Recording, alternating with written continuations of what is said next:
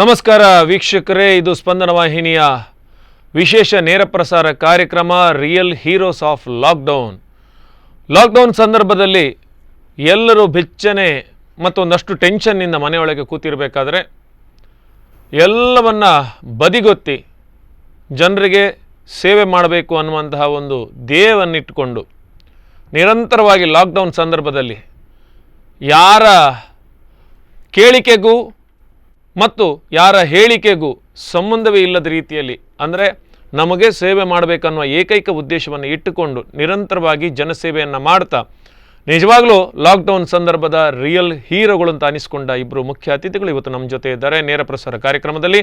ಅವರಿಗೆ ಆತ್ಮೀಯವಾದಂತಹ ಸ್ವಾಗತ. ಶ್ರೀ ರಮೇಶ್ ಕಾಂಚನ್ ಅವರು ನಗರಸಭಾ ಸದಸ್ಯರು.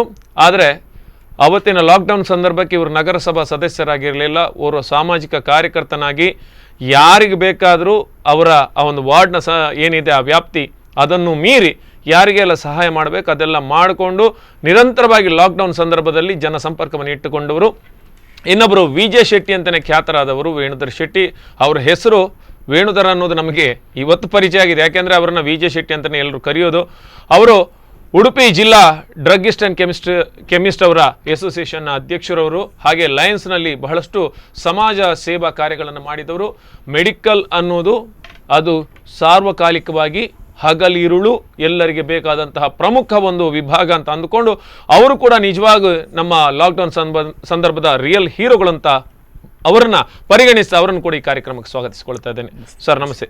ರಮೇಶ್ ಕಾಂಚನ್ ಸರ್, ಸಾಕಷ್ಟು ನೀವು ಜನಸೇವೆ ಇದರಿಂದ ಹಿನ್ನೆಲೆಯಿಂದ ಬಂದವರು, ಅಂದರೆ ರಾಜಕೀಯವಾಗಿರ್ಬೋದು ಸಾಮಾಜಿಕವಾಗಿರ್ಬೋದು. ಇಷ್ಟು ಸಮಯದ ಒಂದು ನಿಮ್ಮ ಏನು ಕೆಲಸ ಇದೆ ಅಥವಾ ಯಾವುದೇ ಕಾರ್ಯಗಳಿವೆ ಅದಕ್ಕೂ ಲಾಕ್ಡೌನಿಗೂ ತುಂಬ ವ್ಯತ್ಯಾಸ ಇತ್ತು. ನೀವಂತಲ್ಲ, ನಾವು ಯಾರು ಇದುವರೆಗೆ ಹೇಳದಂಥ lockdown, seal down, positive, negative ಅನ್ನೋದನ್ನು ಕೊರೋನಾ ಅನ್ನುವಂಥ ಕಣ್ಣಿಗೆ ಕಾಣದ ಮಾರಿಯೊಂದು ನಮಗೆಲ್ಲವನ್ನು ಕಣ್ಣೆದುರಿಗೆ ದಿಟ್ಟವಾಗಿ ಕಟ್ಟಿಟ್ಟಿತ್ತು. ಹೆಸರು ಕೇಳಿದರೆ ಭಯ ಬೀಳುವಂಥ ಸ್ಥಿತಿ ನಮ್ಮದಾಗಿತ್ತು.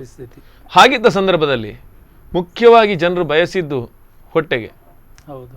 ನೀವು ಆ ಮಟ್ಟಿನಲ್ಲಿ ಬಹಳಷ್ಟು ಕೆಲಸವನ್ನು ಮಾಡಿದ್ರಿ. ಹೇಗಾಯ್ತು ಸರ್ ನಿಮ್ಮ ಕಾರ್ಯಯೋಜನೆ, ಹೇಗಿತ್ತು, ಹೇಗೆ ಆರಂಭಿಸಿದ್ರಿ? ನೀವು ರಿಯಲ್ ಹೀರೋಗಳು ಅಂತ ಕೊಟ್ಟಿದ್ದೀರಿ, ಅದು ನಮಗೆ ಅಷ್ಟು ಸೂಟ್ ಆಗೋದಿಲ್ಲ ಅಂತ ಅನಿಸ್ತದೆ.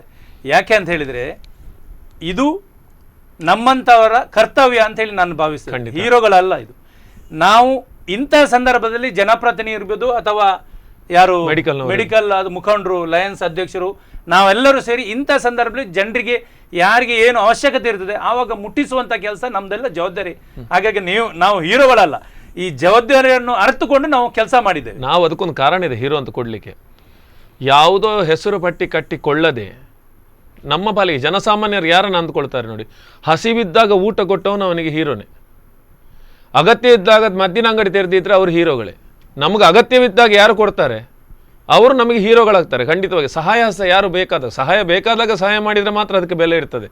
ನೀವು ಎಲ್ಲರೂ ಕೂತಿದ್ರು ಮನೆಯೊಳಗೆ, ನೀವು ನಿಮ್ಮಿಂದಾದ ಕೆಲಸವನ್ನು ಮಾಡ್ತಾ ಹೋದ್ರೆ, ನಾವು ಇದೇ ಸಾರ್ವಜನಿಕ ಗಣೇಶೋತ್ಸವ ಸಮಿತಿ ಇರ್ಬೋದು, ಆಂಬುಲೆನ್ಸ್ ಚಾಲಕರು ಇರ್ಬೋದು, ಪೇಪರ್ ಹಾಕುವವರು ಇರ್ಬೋದು, ಹಾಲು ಹಾಕುವವರು ಇರ್ಬೋದು, ಅವ್ರನ್ನೆಲ್ಲ ನಾವು ಹೀರೋಗಳಂತೆ ಪರಿಗಣಿಸಿದ್ದೇವೆ. ಯಾಕೆಂದ್ರೆ ಜೀವ ಭಯವನ್ನು ತೊರೆದು ಕೆಲಸ ಮಾಡಿದವರು ಅನ್ನೋ ಕಾರಣ. ನೀವು ಪರಿಗಣಿಸಬಹುದು, ಬಟ್ ಆ ಹೀರೋಸ್ ಅಂತ ಹೇಳುವಾಗ ನಮ್ಗೆ ಸ್ವಲ್ಪ ಒಳಗಿಂದ ಮುಜುಗರ ಆಗ್ತದೆ. ಕೆಲಸ ಹೇಗಿತ್ತು? ಬಟ್ ನೀವು ಹೇಳಿದ ಹಾಗೆ ನಾವು ಒಂದು ವಾರ, ಒಂದು 3 ದಿವಸ ಈ ಪರಿಸ್ಥಿತಿಯನ್ನು ಅರಿತುಕೊಂಡಾಗ ಬಹಳಷ್ಟು TV ಮಾಧ್ಯಮ, ಇದರ ಪೇಪರ್, ಸೋಷಿಯಲ್ ಮೀಡಿಯಾದಲ್ಲಿ ನೋಡುವಾಗ ಭಾಳಷ್ಟು ಹೆದರಿಕೆ ಕೂಡ ಆಯಿತು. ಆದರೆ ನಮ್ಮಂಥವರೇ ಮನೆ ಒಳಗೆ ಕೂತ್ಕೊಂಡ್ರೆ ಅಥವಾ ಈ ಯಾರಿಗೆ ಅವಶ್ಯಕತೆ ಉಂಟು ಇಂಥವರಿಗೆ ನಾವು ಸಹಾಯ ಮಾಡಿದ್ದು ಮತ್ತೆ ಯಾರು ಮಾಡುವುದು ಎಂಬುದನ್ನು ಮನಗಂಡು, ನಮ್ಮ ಹತ್ರ ಶಕ್ತಿ ಇಲ್ಲ, ಬೇಕಾದಷ್ಟು ಜನರಿಗೆ ಕೊಡುವಷ್ಟು ಶಕ್ತಿ ನಮ್ಮ ಹತ್ರ ಇಲ್ಲ, ಆದರೂ ಯಾರು ಕಷ್ಟದಲ್ಲಿದ್ದಾರೆ, ಯಾರಿಗೆ ಅವಶ್ಯಕತೆ ಇದೆ ಇಂಥವರಿಗೆ ನಾವು ಸಣ್ಣ ಪ್ರಮಾಣದಲ್ಲಿ ಸಹಾಯ ಮಾಡಬೇಕು ಎಂಬ ದೃಷ್ಟಿಯಿಂದ ಶುರುವಿಗೆ ಮೆಡಿಸಿನ್, ಯಾರು ಸೀನಿಯರ್ ಸಿಟಿಸನ್ ಇದ್ದಾರೆ ಅವರಿಗೆ ಮನೆಯಿಂದ ಬರಬಾರ್ದು, ಬರಲಿಕ್ಕೆ ಆಗುದು ಅಂಥವರಿಗೆ ಮದ್ದು ಉಚಿತವಾಗಿ ಕೊಡುವಂಥದ್ದು ಅಥವಾ ಅವರು ಹಣ ಕೊಟ್ಟರೆ ನಾವು ತಗೊಂಡೋಗಿ ಸೇವೆ ಕೊಡುವಂಥದ್ದು, ಇಂಥದ್ದನ್ನೆಲ್ಲ ಪ್ರಾರಂಭ ಮಾಡಿದೆ, ಡಿಸ್ಟ್ರಿಬ್ಯೂಷನ್ ಮಾಡುವಂಥದ್ದು. ಸೊ ಅದರಲ್ಲಿ 35 ವಾರ್ಡಲ್ಲಿ ಕೂಡ ನಾವು ನಮ್ಮ ಹೆಸರು, ಆಯಾ ವಾರ್ಡಿನ ಯಾರು ಇರ್ತಾರೆ ಅಂಥವರಿಗೆ ಕಾಲ್ ಮಾಡಿ ಅಂತ ಎಲ್ಲ ಕರೆಗಳನ್ನು ಮಾಧ್ಯಮದ ಮುಖಾಂತರ ವ್ಯವಸ್ಥೆ ಮಾಡಿಕೊಂಡು ಪೇಪರ್ನ ಮೂಲಕ ಎಲ್ಲರಿಗೆ ನಾವು ಇದನ್ನು ಹೇಳಿದಾಗ ಜನ ತಕ್ಷಣ ಅಲ್ಲಿಂದ ಯಾರಿಗೆಲ್ಲ ಏನಿಗೆಲ್ಲ ಅಗತ್ಯ ಇದೆ ತಕ್ಷಣ ನಮಗೆ ಆಯಾ ನಂಬರ್ಗೆಲ್ಲ ಫೋನ್ ಮಾಡ್ತಿದ್ದು. ಮುಖ್ಯವಾಗಿ ನಾನು ಸಂಚಾಲಕನಾಗಿ ನನ್ನ ಹೆಸರನ್ನು ಏನು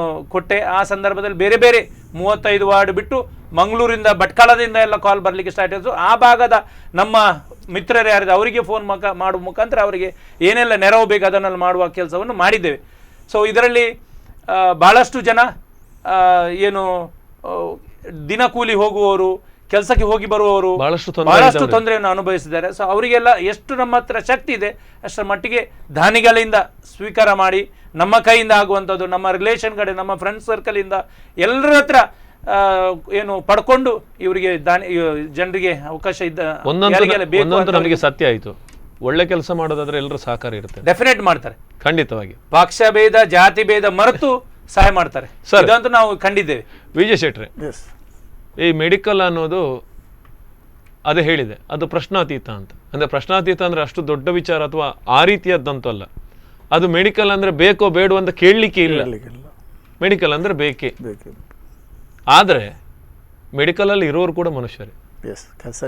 ಅವರಿಗೂ ಒಂದು ಭಯ ಅಂತ ಇರುತ್ತೆ, ಅವರಿಗೂ ಜವಾಬ್ದಾರಿ ಇರುತ್ತೆ, ಅವರಿಗೆ ಸಂಸಾರ ಇರುತ್ತೆ. ನಾವು ದೂರದಿಂದ ನಿಂತ್ಕೊಂಡು ಮೂರನೇ ವ್ಯಕ್ತಿಯಾಗಿ ನಾವು ಹೇಳೋದು ನಿಮ್ಮ ಮೇಲೆ ಸುಲಭ. ಏನು ಅವ್ರಿಗೆ ತೆರೀಲಿಕ್ಕೇನು, ಮೆಡಿಕಲ್ ಅಗತ್ಯ ಅಲ್ವಾ ಅಂತೆಲ್ಲ ಕ್ವಶನ್ಗಳು ಬರುತ್ತೆ.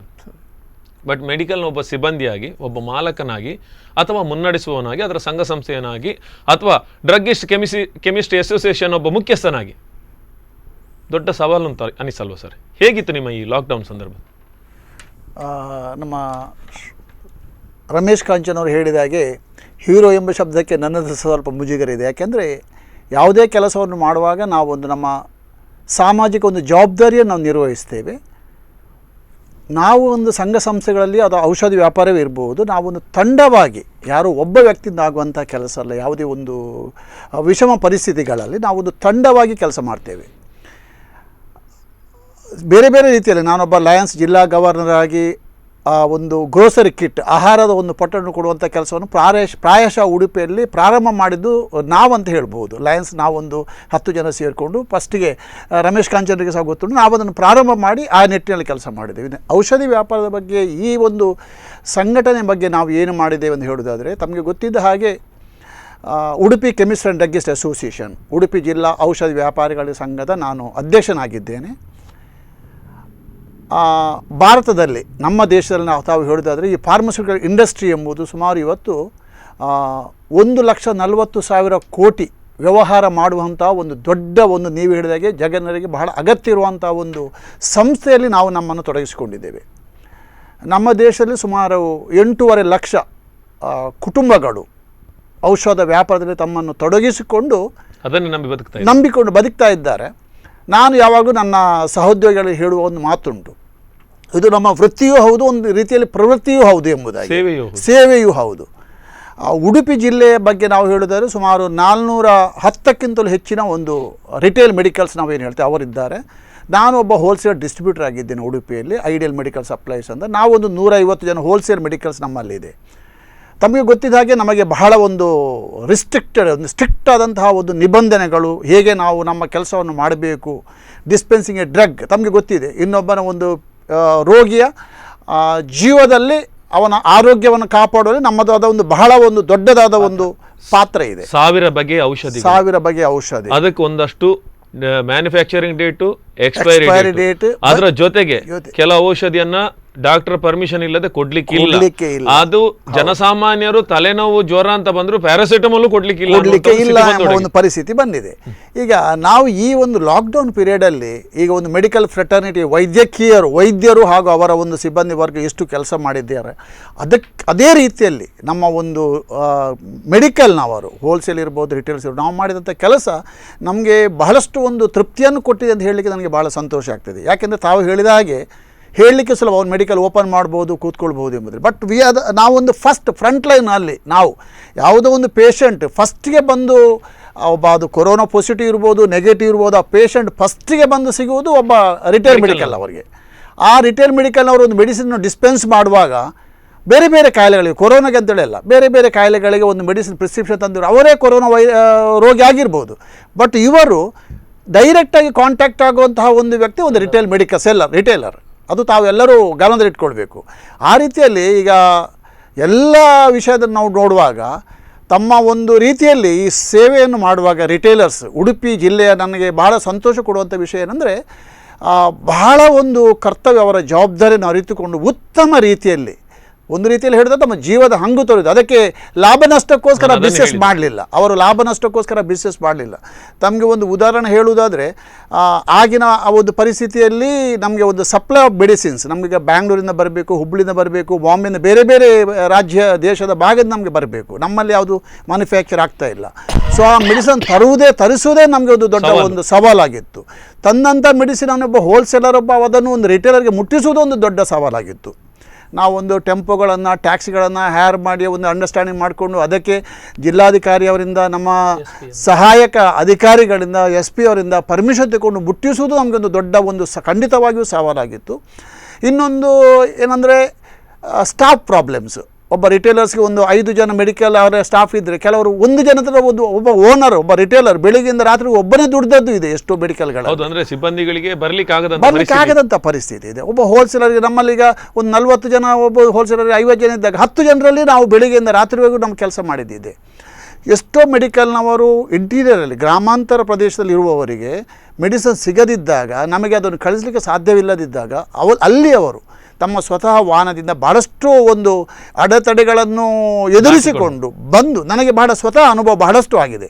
ಅವರ ಸ್ವಂತ ಗಾಡಿಯನ್ನು ತಂದು ಉಡುಪಿಗೆ ಬಂದು ಆ ಮೆಡಿಸಿನ್ ಕೊಂಡೋಗಿ ಅವರು ಡಿಸ್ಪೆನ್ಸ್ ಮಾಡಿ, ಖಂಡಿತವಾಗಿ ಅವರದರಲ್ಲಿ ಒಂದು ಪೈಸೆ ಪ್ರಾಫಿಟ್ ಸಿಗಲಿಕ್ಕೆ ಇಲ್ಲ ನಾನು ಅನಿಸಿದಾಗೆ. ಅಂದರೆ ನಾವೆಲ್ಲ ಒಂದು ನಿರ್ದಿಷ್ಟವಾದ ಒಂದು ವ್ಯಾಪಾರದ ಮಾರ್ಜಿನಲ್ಲಿ ನಾವು ಆಪರೇಟ್ ಮಾಡಿದ್ವಿ. ಯಾವುದೇ ಒಂದು ಮೆಡಿಕಲ್ನವರಿಗೆ, ಹೋಲ್ಸೇಲರಿಗೆ ತನಗೆ ಬಂದ ಹಾಗೆ ಮಾರಿಗೆ 10 ರೂಪಾಯಿ 11 ಪೈಸೆ ಅಷ್ಟಕ್ಕೆ ಮಾತ್ರ ಮಾರಲಿಕ್ಕೆ ಅದು ನಿಬಂಧನೆಗಳು.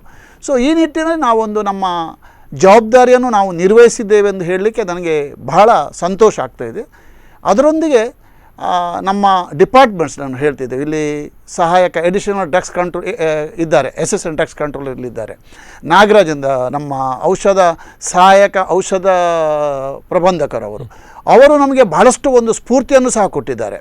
ನಮ್ಮ ಎಲ್ಲ ಹೋಲ್ಸೇಲರ್ಗೆ, ರಿಟೇಲರ್ಸ್ಗಳಿಗೆ ಹೋಗಿ ದಯವಿಟ್ಟು ಈ ಸಮಯದಲ್ಲಿ ನೀವು ಹೇಗಾದರೂ ಮಾಡಿ ಮ್ಯಾನೇಜ್ ಮಾಡಬೇಕು, ನೀವು ಕ್ಲೋಸ್ ಮಾಡಬಾರ್ದು, ಜನರಿಗೆ ಅಗತ್ಯ ಇರುವಂಥ ಒಂದು ಔಷಧಿಯನ್ನು ತಾವು ಒದಗಿಸುವ ಒಂದು ವಿತರಣೆ ಮಾಡುವ ಒಂದು ನಿಟ್ಟಿನಲ್ಲಿ ತಾವು ಕೆಲಸ ಮಾಡಬೇಕೆಂದು ಭಾಳಷ್ಟು ನಮಗೆ ಒಂದು ಟ್ಯಾಕ್ಸಿಗಳಿಗೆ ನನಗೆ ಪಾಸ್ ಬೇಕಿತ್ತು. ನಾನೇ ವೈಯಕ್ತಿಕವಾಗಿ ಮಾತಾಡಿ ಅದಕ್ಕೆ ಪಾಸ್ ಅವರಾಗಿ SP ಹತ್ರ DC ಹತ್ರ ಮಾತಾಡಿ ಆ ಪಾಸ್ಗಳನ್ನು ಕೊಡುವಂಥ ಕೆಲಸ ಇರ್ಬೋದು. ಬಹಳಷ್ಟು ಈ ಕೆಲಸಗಳನ್ನು ನಾವೆಲ್ಲರೂ ಸೇರಿ, ಒಬ್ಬರಲ್ಲ, ಒಂದು ಟೀಮ್, ನಾನು ನಿಮಗೆ ಹೇಳಿದಾಗೆ ಒಂದು 411 ರಿಟೇಲರ್ಸು ಹಾಗೂ 150 ಕೆಮಿಸ್ಟ್, ಅವರೊಂದಿಗೆ ಇರುವಂಥ ಎಲ್ಲ ಸಿಬ್ಬಂದಿ ವರ್ಗದವರು ಬಹಳ ಒಂದು ಉತ್ತಮವಾದ ಒಂದು ನಮಗೆ ಒಂದು ಸಪೋರ್ಟನ್ನು ಕೊಟ್ಟಿದ್ದಾರೆ, ಮಾಡಿದ್ದೇವೆ ಅಂತ ಹೇಳಲಿಕ್ಕೆ. ಸರ್, ಅದೇ ವಿಷಯಕ್ಕೆ ನಾನು ಹೇಳಿದ್ದು, ನಮ್ಮ ರಿಯಲ್ ಹೀರೋಸ್ ಅಂತ ಇಡೋದಕ್ಕೆ ಕಾರಣ ಏನದೇ, ನಿಮಗೆ ಅನಿಸ್ಬೋದು ನಾವು ಎಲ್ಲರ ಹಾಗೆ ನಾವು ಮಾಡಿದ್ದೇವೆ ಸೇವೆ ಅಂತ, ಬಟ್ ಬೇಕಾದ್ದಿದೆ ಅಲ್ವ ಸರ್? ಹೌದು.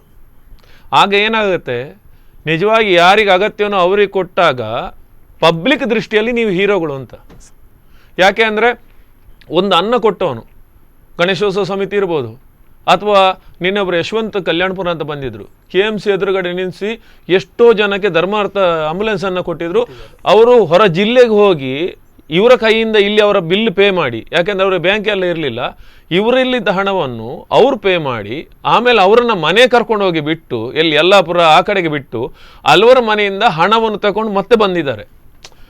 ಇದೆಲ್ಲ ಏನಾಗುತ್ತೆ ಅಂದರೆ, ನೀವು ಜನತೆಗೆ ಮಾದರಿಯಾದಂಥ ಕೆಲಸವನ್ನು ಮಾಡಿದ್ದೀರಿ ಅನ್ನುವಂಥ ಒಂದು ನಿಮಗೆ ಸಾರ್ಥಕ್ಯ ಖಂಡಿತ ಇದೆ.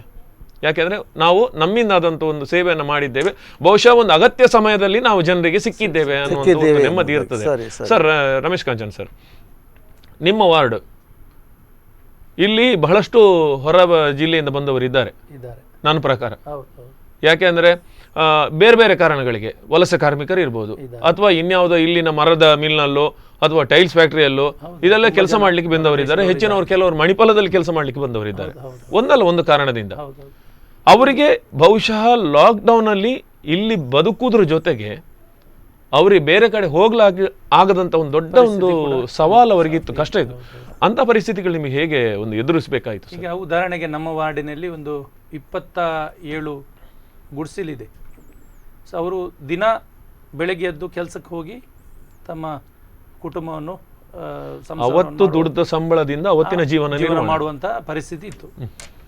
ಸೊ ಅವರು ಅದರಲ್ಲಿ ಒಂದು 2-3 ಜನ ನಮಗೆ ನೇರವಾಗಿ ಫೋನ್ ಮಾಡಿದರು, ಸರ್ ನಮಗೆ ರೇಷನ್ ಇಲ್ಲ, ಕೆಲಸ ಕಷ್ಟದಲ್ಲಿ ಇಲ್ಲ, ಕೆಲಸ ಇಲ್ಲ, ಎಲ್ಲಿ ಹೋಗ್ಲಿಕ್ಕಿಲ್ಲ, ಸಂಬಳ ಇಲ್ಲ, ಹೊರಗೆ ಹೋಗಬಾರ್ದು ಅಂತ ಹೆದರಿಕೆ ಹುಟ್ಟಿಸಿದ್ದಾರೆ. ಆ ರೀತಿ ಬೇರೆ ಬೇರೆ. ಸೊ ಅಂಥ ಸಂದರ್ಭದಲ್ಲಿ ನಾನು ನನ್ನ ಒಂದು ಆತ್ಮೀಯ ಬಲಗವ್ರ ಹತ್ರ ಎಲ್ಲ ಮಾತಾಡಿ ಪ್ರಥಮ ಹಂತದಲ್ಲಿ ಒಂದು 20-25 ಸಾವಿರ ರೂಪಾಯಿದ ಏನು ಫುಡ್ ಕಿಟ್ಟನ್ನು ರೆಡಿ ಮಾಡಿ ಅವರಿಗೆ ಕೊಡುವಂಥ ಕೆಲಸ. ಅಲ್ಲಿಂದ ನನಗೆ ನನ್ನ ಸೇವೆಯನ್ನು ಮಾಧ್ಯಮದ ಬೇರೆ ಎಲ್ಲ ಗುರುತಿಸಿ ಇದು ಪ್ರಚಾರ ಆದಾಗ ಪ್ರಾಯಶಃ ಬೇರೆ ಬೇರೆ ಅದು ಮುಸ್ಲಿಂ ಸಂಘಟನೆ ಇರ್ಬೋದು, ಮಠದಿಂದ ಇರ್ಬೋದು, ಗಣೇಶೋತ್ಸವ ಸಮಿತಿ ಇರ್ಬೋದು, ಅಥವಾ ಜಿ ಶಂಕರ್ ಇರ್ಬೋದು, ಬೇರೆ ಬೇರೆ ಸಂಘಟನೆಯವರು ನನ್ನನ್ನು ಅವರನ್ನು ಸಂಪರ್ಕ ಮಾಡಿ ನನ್ನನ್ನು ಸಂಪರ್ಕ ಮಾಡಿ ನಮ್ಮ ಮುಖಾಂತರ ಕೊಡುವಂಥ ಕೆಲಸ. ಎಷ್ಟು ಮಾತ್ರ ಅಲ್ಲ, ನನ್ನ ಮನೆಗೆ ಒಬ್ಬರು ಆಶಾ ಕಾರ್ಯಕರ್ತರು ಬಂದರು. 1 ಗಂಟೆ ಬಂದೆ ಆಕೆ ನನ್ನ ಮನೆಗೆ ಬಂದರು. ನಮ್ಮ ಏನು ವಿಚಾರಗಳನ್ನು ಕೇಳಿಕೊಂಡ್ರು. ನಿಮ್ಮ ಮನೆಗೆ ಎಲ್ಲಿ ಯಾರಾದರೂ ಹೋಗಿದ್ದಾರಾ, ಬಂದಿದ್ದಾರಾ, ಅಥವಾ ನಿಮ್ಗೆ ಏನಾದರೂ ತೊಂದರೆ ಉಂಟಾ ಅಂತ ಕೇಳಿದಾಗ, ನಂದೆಲ್ಲ ಕೇಳಿದೆಯಮ್ಮ, ನಿಂದು ಪರಿಸ್ಥಿತಿ ಏನು ಅಂತ ಕೇಳಿದಾಗ ಅವಳು ಭಾಳಷ್ಟು ಬೇಜಾರು. ಸರ್, ಊಟ ಆಗಲಿಲ್ಲ, ನಮ್ಮದು ಸಂಬಳ ಕೂಡ ಟೈಮಲ್ಲಿ ಆಗ್ತಾ ಇಲ್ಲ, ನಮ್ಮನ್ನು ಕೇಳುವವರೇ ಇಲ್ಲ ಎಂಬ ದೃಷ್ಟಿ ಅವರ ಕೂಗನ್ನು ಹೇಳಿದಾಗ ನಾನು ಆವಾಗ ಆಲೋಚನೆ ಮಾಡಿಕೊಂಡು ಇವರಿಗೆ ಏನಾದರೂ ಸಹಾಯ ಮಾಡಬೇಕು ಅಂತ ಹೇಳಿ ಮೊದಲು ನಾನು ಈ ಉಡುಪಿಯ ವಿಭಾಗದ ಆಶಾ ಕಾರ್ಯಕ್ಕೆ 35 ಜನರಿಗೆ ನಾನು ಅವರಿಗೆ ಒಳ್ಳೆಯ ಕಿಟ್ಟನ್ನು ಕೊಡುವಂಥ ವ್ಯವಸ್ಥೆ ಮಾಡಿದೆ. ಅಲ್ಲಿಂದ ಶುರುವಾಯಿತು. ಆಶಾ ಕಾರ್ಯಕರ್ತರನ್ನು ಗೌರವ ಮಾಡಿಸುವಂಥ ಕೇಳುವಂಥ ಎಲ್ಲರೂ, ಪ್ರಾಯಶಃ ವಿ ಜಿ ಶೆಟ್ಟಿಯವರು ಕೂಡ ಮಾಡಿರಬೇಕು. ಎಲ್ಲ ಸಂಘಟನೆಯವರು ಇವತ್ತಿಗೋರಿಗೆ ಅವರನ್ನು ಗೌರವವನ್ನು ಕೊಡುವಂಥದ್ದು ಅಥವಾ ವಾರಿಯರ್ಸ್ ಅಂತ ಇಟ್ಟು ಅವರನ್ನು ಇವತ್ತು ಕಾಣುವಂಥದ್ದು ಆಗಿದೆ. ಕಾಲ್ ಇದೆ ನೋಡೋಣ ಸರ್. ಹಲೋ ಹಲೋ ಹಲೋ, ಹಾ ಹೇಳಿ ಮೇಡಮ್, ಯಾರು ಮಾತಾಡ್ತಿದ್ರಿ? ರೋಜಾ ಅಂತ ಸರ್. ಹಲೋ ರೋಜಾ. ಹಲೋ, ಕೇಳಿಸ್ತಾ ಹಾ ಇದೆ? ಕೇಳಿಸ್ತದೆ, ಹೇಳಿ ಮೇಡಮ್. ಹಾ, ರೋಜಾ ಅಂತ, ನಾನು ಉಡುಪಿಯಿಂದ. ಹಾ ಹೇಳಿ ಮೇಡಮ್. ರಿಯಲ್ ಹೀರೋಸ್ ಅಂತ ಕಾರ್ಯಕ್ರಮ ಆಗ್ತಾ ಉಂಟಲ್ಲ ಸರ್? ಹೌದು ಹೌದು. ಆಕ್ಚುಲಿ ಅವರು ನಮ್ಮ ವಾರ್ಡಿನ ಕೌನ್ಸಿಲರ್ ಇದ್ದಾರೆ, ರಮೇಶ್ ಕಾಂಚನ್ ಅಂತ ಹೇಳಿ.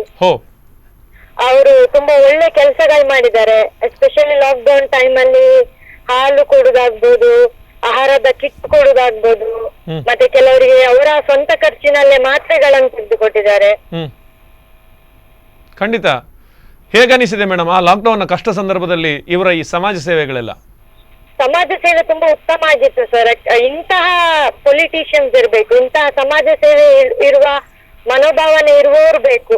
ಅಂದ್ರೆ ಅಗತ್ಯ ಬಿದ್ದಾಗ ಬೇಕು ಅಂತ. ಒಳ್ಳೆದಾಗ್ತದೆ. ಖಂಡಿತವಾಗಿ ಜನರಿಗೆ ಯಾವಾಗ ಬೇಕೋ ಅಂತ ಸಂದರ್ಭದಲ್ಲಿ ನಮ್ಮ ಜನಪ್ರತಿನಿಧಿಗಳು ಇರಬೇಕು. ಹೌದು ಹೌದು, ಖಂಡಿತವಾಗಿ. ಹಾಗಿದ್ರೆ ಮಾತ್ರ ಅವರಿಗೂ ಅವರ ಒಂದು ಕರ್ತವ್ಯದ ಸಾರ್ಥಕ್ಯವನ್ನು ಕಾಣ್ಲಿಕ್ಕೆ ಆಗ್ತದೆ ಅಂತ ಅನಿಸ್ಬೋದು ಮೇಡಮ್. ಹೌದು ಹೌದು ಹೌದು, ಖಂಡಿತ ಸರ್. ಮೇಡಮ್, ನಿಮ್ಮೆಲ್ಲರ ಆಶೀರ್ವಾದ ಹಾಗೆ ಇರ್ಲಿ, ಸಪೋರ್ಟ್ ಬೇಕು. ಯಾಕೆಂದ್ರೆ ಒಳ್ಳೆ ಕೆಲಸ ಮಾಡುವವರಿಗೆ ನೀವೆಲ್ಲ ಸಪೋರ್ಟ್ ಮಾಡಿದಾಗ ಇನ್ನಷ್ಟು ಒಳ್ಳೆ ಕೆಲಸಗಳನ್ನು ಮಾಡ್ಲಿಕ್ಕೆ ಸಾಧ್ಯ ಆಗುತ್ತೆ ಅಂತ. ಇದೆ ಸರ್, ನಮ್ಮ ಸಪೋರ್ಟ್ ಅವರಿಗೆ ಯಾವತ್ತೂ ಇದೆ. ಇಂತಹ ಒಳ್ಳೆ ವ್ಯಕ್ತಿಗಳಿಗೆ ನಾವು ಯಾವತ್ತೂ ಸಪೋರ್ಟ್ ಮಾಡ್ತೇವೆ sir. Thank you so much madam, thank you so much. ನಮಸ್ತೆ ಸರ್, ನಾವೊಂದು ಕಾರ್ಯಕ್ರಮದಲ್ಲಿ ಚಿಕ್ಕ ವಿರಾಮವನ್ನು ತಗೊಂಡು ಮತ್ತೆ ಮುಂದುವರಿಯೋಣ. ವೀಕ್ಷಕರೇ, ಇನ್ನಷ್ಟು ವಿಚಾರಗಳು ರಿಯಲ್ ಹೀರೋಸ್ ಆಫ್ ಲಾಕ್ಡೌನ್ ಈ ಒಂದು ಕಾರ್ಯಕ್ರಮದಲ್ಲಿ ಮತ್ತಷ್ಟು ವಿಚಾರಗಳನ್ನು ನಮ್ಮ ಅತಿಥಿಗಳ ಜೊತೆ ಚರ್ಚೆ ಮಾಡಲಿಕ್ಕೆ ಇದ್ದೇವೆ. ಅದಕ್ಕೂ ಮುನ್ನ ಸಣ್ಣ ವಿರಾಮ.